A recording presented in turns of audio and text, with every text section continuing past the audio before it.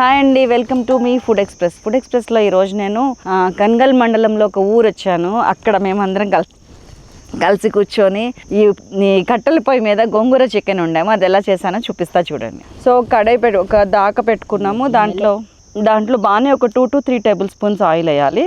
ఈ ఆయిల్ కాగిన తర్వాత వెల్లుల్లి ఉంటాయి కదండి, ఒక 5-6 వెల్లుల్లి ఇట్లా 7-8 దాకా ఉన్నాయి. అవి వేసి ఫ్రై అయిన తర్వాత 2-3 బగారాకు, కొంచెం ఒక 1/2 టీ స్పూన్ జీలకర్ర వేసి ఒక 2-3 ఎండుమిరపకాయలు కూడా తుంపేసిన తర్వాత కొంచెం వేగగానే మీడియం సైజ్ ఆనియన్స్, ఇవి సన్నగా పొడుగ్గా కట్ చేసుకున్నాయి, అవి వేసి వేయించాము. ఆ తర్వాత 2 నిమిషాలు వేగిన తర్వాత కొద్దిగా పసుపు, ఒక 1/2 టీ స్పూన్ అంతా, ఒక టమాటా అండి అది కూడా వేసిన తర్వాత ఒక 1/2 టీ స్పూన్ అల్లం వెల్లుల్లి పేస్ట్ వేసి బాగా ఫ్రై చేస్తున్నాం. ఆ తర్వాత ఈ కారం ఏంటంటేనండి, ఇందులో ఉప్పు కారం కలిసి ఉన్నాయి. అదొక 3 టీ స్పూన్స్ అంటే 1.5 టీ స్పూన్ కారం, ఒక 1.5 టీ స్పూన్ ఉప్పు వేయండి.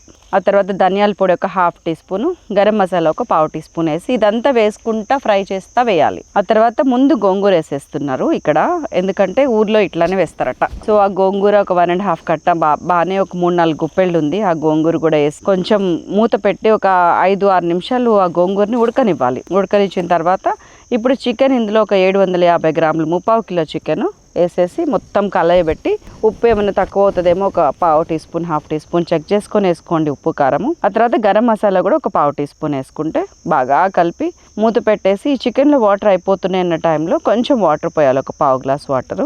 అది పోసి బాగా ఉడకనిచ్చి ఒక 10-12 నిమిషాలు ఉప్పు కారం చెక్ చేసుకొని కొత్తిమీర వేసుకొని దించేస్తే అదిరిపోయే గోంగూర చికెన్, హైమా చేసిన గోంగూర చికెన్ రెడీ. సో చూసారు కదా, చేసేయండి. మరొక అద్భుతమైన ఊరి వంటతో మళ్ళీ వస్తాను.